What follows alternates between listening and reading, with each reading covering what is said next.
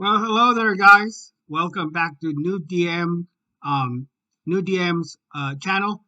This is New DM Ariel, and I know it's been a long time since I dropped a video, and I apologize. Actually, I have recorded a video which I thought might be interesting, but it didn't turn out. I kept having difficulties with it, and I wasn't really feeling it.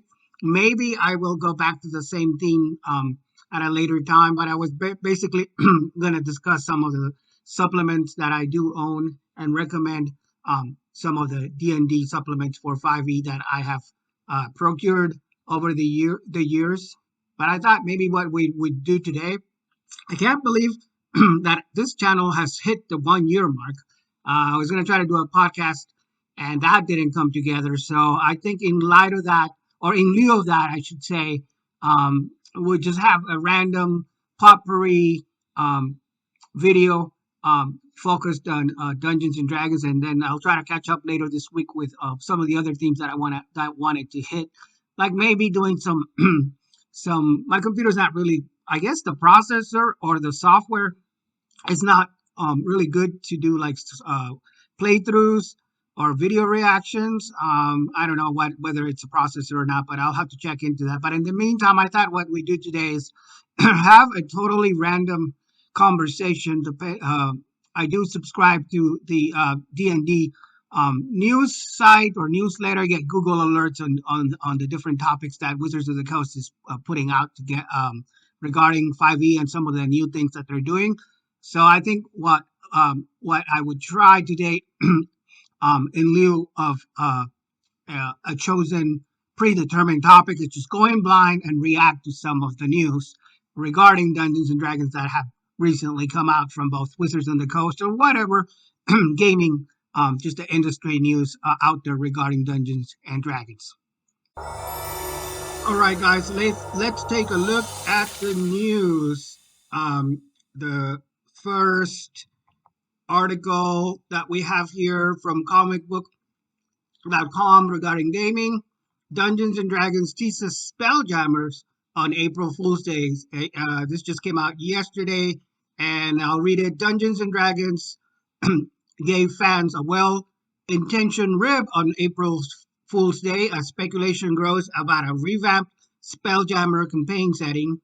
The official Dungeons and Dragons Twitter account posted a video which simply read, "Spelljammer confirmed," with a space hamster floating across a backdrop of stars and space. Do they have a photo of that? Let's take a look, or a screenshot.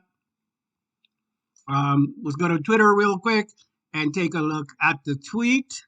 3, 2, 1, let's jam. Spelljammer confirmed. Is there sound on this? Oh, that's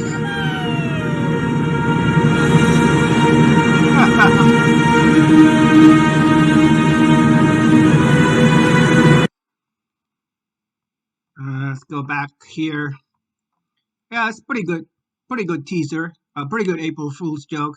So, while the tweet shouldn't be taken as a serious confirmation that Spelljammer is coming, D&D fans that were probably getting some kind of Spelljammer, D&D fans were probably getting some kind of Spelljammer content in the not too distant future. Last year, Wizards of the Coast released a public playtest for several alien races who all have ties to the Spelljammer campaign setting, coupled with the D&D Design Studio's public statement that they'd be returning to 2 classic campaign settings in 2022. All the signs are plotting to an adventure through the Phlogiston on a ship covered by magic. Yeah. Yeah,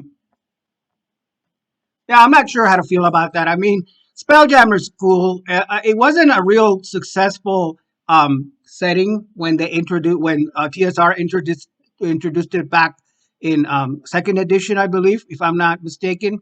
And it does have its fans, and a space faring adventure or a space setting is definitely different, and I think it has that going for it. I'm not a huge fan of the idea. I don't have a lot of Spelljammer supplements that I played through, or even I remember back in the day when second edition, like 89 or so, was being developed or being revealed in the early 90s. there was a lot of interest in having the different campaign settings. So, and second edition is was known for having a lot of different weird settings for D&D, other than the traditional, because people were so used to the traditional fantasy setting, knights and armor and fighters and combat, medieval type setting. And so people, I guess, kind of tired of that and wanted some different type settings. So there was the Dark Sun one, which had um, more of a Asian um, adventure type motif. It was like ninjas and I don't know. I didn't really play it that much, but I did get the Oriental Adventures book for first edition, and I think it grew out of that for Dark Sun. Then there was a Spelljammer, which is what they're talking about here, which is more of a space adventure type thing. TSR also concurrently, while developing and promoting Dungeons and Dragons, had another RPG or role playing game, tabletop role playing game by the name of Gamma World, which is pretty popular. And in 2009 and 2008-ish, 9, 10, when they put out fourth edition, they also put out a box set and a new revised version of Gamma World. I never picked up the box set, but I kind of wish I had, because I do like that alien type motif or environment or setting. And yeah, let's see what else they're talking about here regarding this. Oops, go back to the article. We'll note that Dungeons and Dragons has teased Spelljammer before, and even went as far as to provide official rules for a Spelljammer helm in Waterdeep Dungeon of the Mad Mage. That's interesting. One level of Undermountain in that book featured a Mind Flayer Spelljammer captain along with his derelict ship. The upcoming game Baldur's Gate 3 also features Mind Flayers and their nautiloid ships, which are also associated with Spelljammer. If a Spelljammer book was coming, we'd likely see some hints come as early as this summer. Wizards of the Coast holds an annual D&D live event to announce its annual campaign adventure and tease other books, so fans could see a hint of Spelljammer project then. In the meantime, players will have to keep looking for the stars in hopes that D&D will one day officially say Spelljammer confirmed. Okay, so it was a tease. It was an April Fool jokes. Hasn't actually been confirmed. It's what I'm getting from this piece, from this article.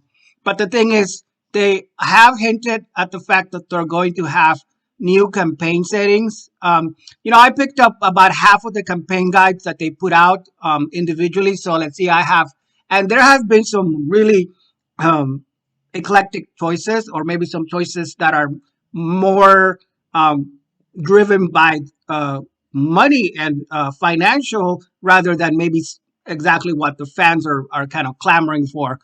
For example, just run down in my head some of the campaign settings that I do have, and I was going to talk about this in the other video, but since it relates, I might as well kind of ramble about it now, if you don't mind me indulging.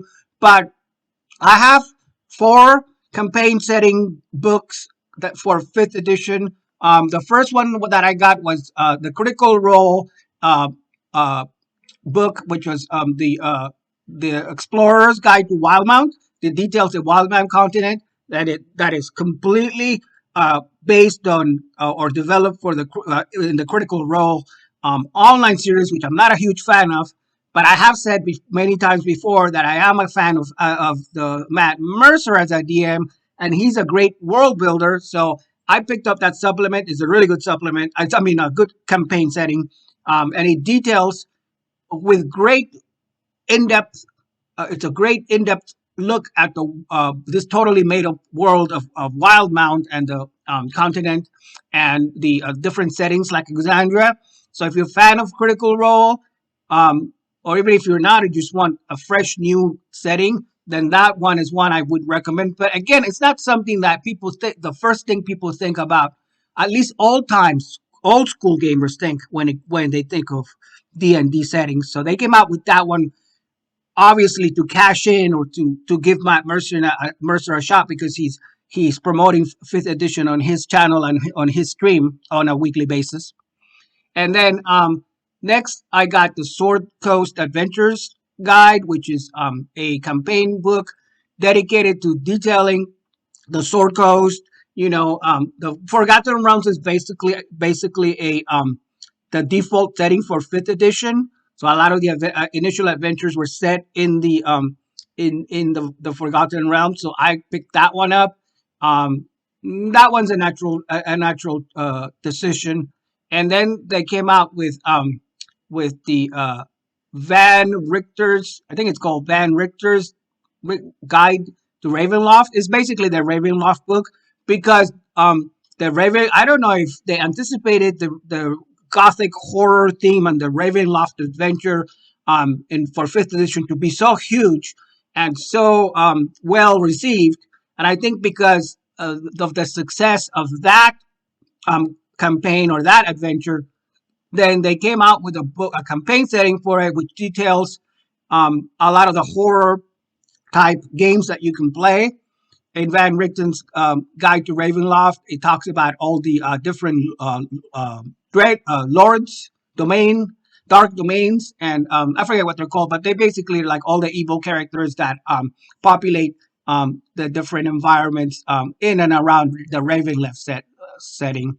Now, I don't do a lot of horror campaigning, but I did like the setting, and I do like Ravenloft, and I'm a sucker for vampires, so I went ahead and bought that one.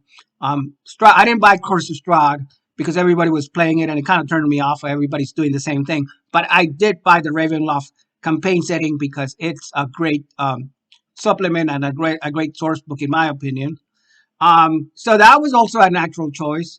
Curse of Strahd did really well, so why not have a campaign setting dedicated to Ravenloft? And then the other one that I recently got, which was a surprise, I didn't think I would really be interested in, was the old. It's been out a while now. I think it's since 2019. It was the Guildmaster's Guide to Ravnica. And Ravnica, again, is not a setting that people think when they think of Dungeons and Dragons. It's a setting based on the Magic the Gathering game. But if you know that Wizards of the Coast owns Magic the Gathering, and it's really actually its most successful product, even more successful than D&D, then it was only a natural choice for the company to blend the two products together and try to hook the Magic the Gathering fans into the D&D and vice versa. I was interested in the setting because I didn't really know much about Ravnica. I haven't really played a lot of Magic the Gathering. So I definitely played more D&D than Magic. And so I picked up the Ravnica book, and that's the 4 setting books that I do own. There's other ones.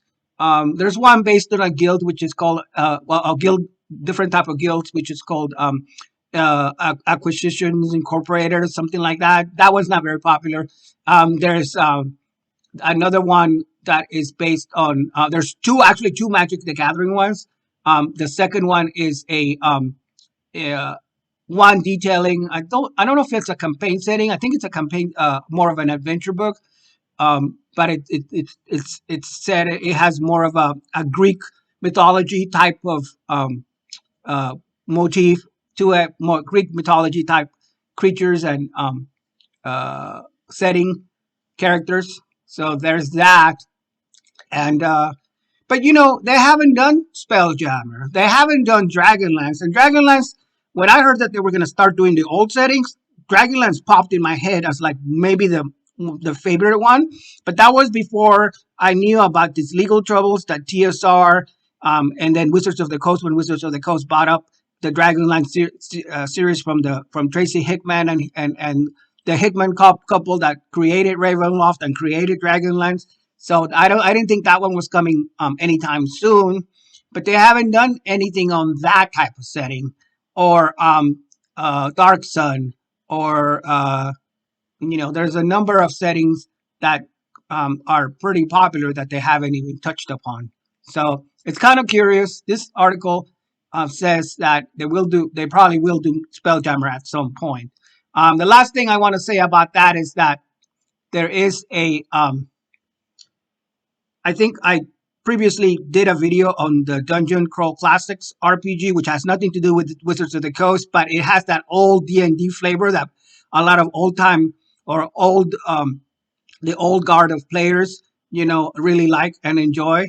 and it is similar. It kind of reminds me a lot of like the basic set, the basic Dungeons and Dragons, even before first edition, where you had the different um, classes, which were also mixed with races. So you didn't have races and classes separated per se. And I really like that game system. And they also have one that it's called Mutant Crawl Classics. And that one is sort of the company's version of the old Gamma World, in my opinion, because it's all about space, mutants, and space adventures, really old school flavor on space adventure, similar to the Spelljammer setting. All right, guys. So that was Spelljammer. Now let's look at the next story here. Um, it talks about. Oh, no, that's not the right one. Here we go. Popular Pathfinder adventure will be converted for Dungeons and Dragons 5e. That's another one of the big stories that dropped. Paizo is the company that makes the Pathfinder role-playing game. Has announced plans to release one of its most popular Pathfinder adventure paths as a D&D 5th edition book. A 5e version of the Abomination Vault, which is a mega dungeon crawler, will be released in November of this year alongside a version made for Pathfinder 2e. This marks the second time that Paizo has announced a conversion of one of its popular Pathfinder adventures for D&D 5e. The publisher previously announced plans to convert Pathfinder 1e Kingmaker to 5e as part of a Kickstarter campaign last year. Now that's interesting. Pathfinder, as most of you guys know, is a supplement that came out of the open gaming license back in the 3.5 days. What happened was, for those of you that don't know, Dungeons and Dragons 3.5 was a complete, or a 3.3rd edition in general, was 3.5, which being its more successful iteration, was a overhaul of the D&D game mechanics that we all knew back in the year 2000. Can't believe it's been that long, 22 years ago. But it was right after TSR was taken over. A company was bought by Wizards of the Coast, which currently owns the IP and the license for Dungeons and Dragons. And they decided they wanted to make their own game. It was time to give it a refresh, change some of the mechanics, and they came out with 3.5. Well, 3.0 initially, then 3.5, and then shortly after that, they sort of shot themselves in the foot a little bit because they had this idea to have the open gaming license, which means that anybody could make a D20 system type game using the mechanics that people already knew from 3.5. But as long as they gave credit to Wizards of the Coast with whatever role playing game they came out with, and they didn't use they had some strict laws, rules about using the copyrighted material. Like they couldn't use the Beholder or some of the monsters, but they could write adventures or make their own system. And so the company, Paizo, which used to be a publishing company, had bought the license from TSR for a bunch of other gaming magazines. But after that kind of went by the wayside, they decided to focus primarily on making their own system, which they did, and which was a huge success. And we know it today as Pathfinder. And Pathfinder is sort of referred to by some players as the D&D 3.75 system because it's a continuation or a refinement of some of the 3.5 rule sets. Now, I didn't pay 3.5 that much, so I'm not an expert on Pathfinder, but I do remember when in the early 2000s or around 2000, before 4th edition came out in 2010, and I was going to Pasadena, California, to the game stores, and I would see a lot of people playing both D&D and Pathfinder, so they were like side to side for a long time. So what this article is talking about is um, how now they're gonna start doing 5e versions of Pathfinder adventures, and specifically this Abomination Vault, which was originally released in 2021, according to this article on comicbook.com. And it was the first three-part Pathfinder adventure path published by the Paizo. The announcement raised more than a few eyebrows due to the relationship between D&D and Pathfinder. The original Pathfinder game was created, well, it goes into the a lot of the history that I already told you. While some wondered whether Pathfinder was struggling due to the overwhelming presence that D&D 5e has in today's RPG marketplace, it seems that the Abomination Vault is being converted to 5e in the hopes of driving more fans into checking out the world of Golarion, where all the Paizo published Pathfinder adventures take place. Last night, a couple of nights ago, when this was written, Paizo director of game design Jason Bowman stated that the new books were a chance for 5e folks to check out the Paizo's worlds and stories. So basically, this tells me that um, this kind of signals to me that Paizo wants some of that 5e, a cut of that 5e pie. They do have the right to do that because of there is a licensing agreement. Well, it's kind of like similar to the open game license, although the fifth edition one is more restrictive. I've taken a look at it because I've thought of writing some D&D module adventures myself. That's still one of my projects that I really want to work on this year, and maybe I'll get around to it soon. But I read the restrictions, and it's a lot more restrictive than the original open game license that they have for 3.5. But you can get around some of the restrictions in terms of like not naming some character. Not there's some type of creatures you cannot use. Anything that will kind of harken back. They don't even use the name a lot of times. I know that Goodman Games, for example, the same company that is making the Dungeon Crawl Classics, it also makes a bunch of 5e adventures, but they never say it's for D&D. The game system, they just say these are 5 modules for 5th edition of the world's most popular role-playing game, and that sort of gets away around saying that these are D&D modules or adventures, but that's what they are. They're basically making homebrewed campaign adventures for the 5th edition rule set for the 5th edition game, and Paizo wants a cut of that financial pie, it sounds like. Is there anything more to this story? Let's see.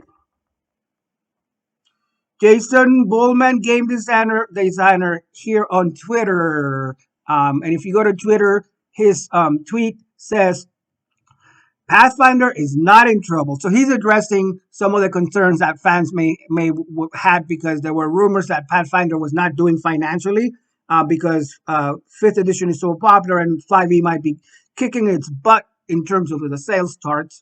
Doing a 5e conversion of Abomination Vault is a chance for 5e folks to check out our world and our stories. Pathfinder 2e is doing great, and we're excited to put out more material for it in the coming years. You just wait, we have so much more in store.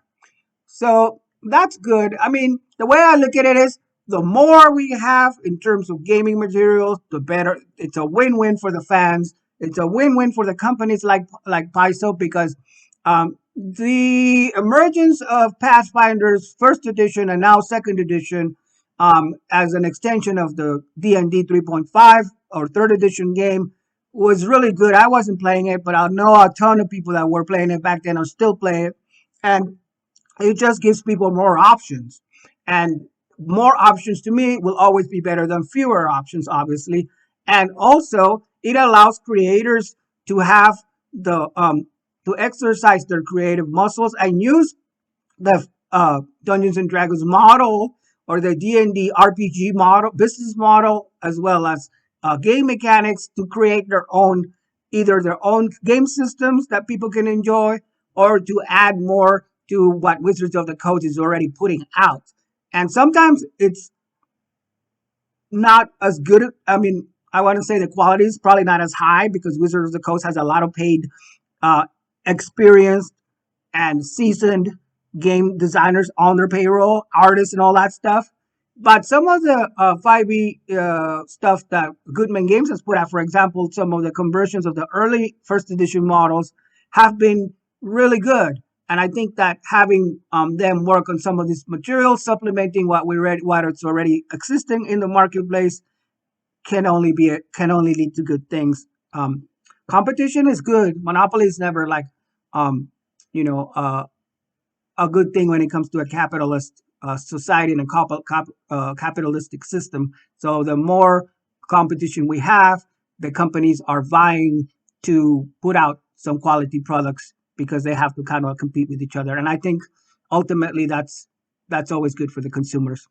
So that's all I have for today, fans. I'm trying to get back into the swing of things. I probably do drop another one of these videos with some more news as they come. They come through my inbox and my alerts. And I encourage you guys to, if you like the content and if you like receiving these types of videos, go ahead and hit the like or go ahead and subscribe.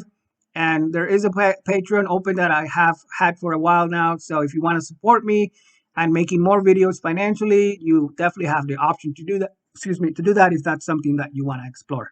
Until next time, go ahead and keep on playing, and may the rolls be with you.